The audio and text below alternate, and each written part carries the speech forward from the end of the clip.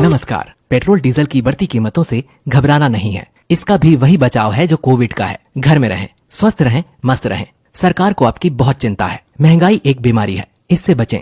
खाना कम खाएं, कपड़े फटे पुराने पहने और हो सके तो कहीं पर भी पैदल ही जाएं। ईंधन वाले वाहनों का प्रयोग ना करें। ध्यान रहे, हमें महंगाई से लड़ना है, सरकार से नहीं।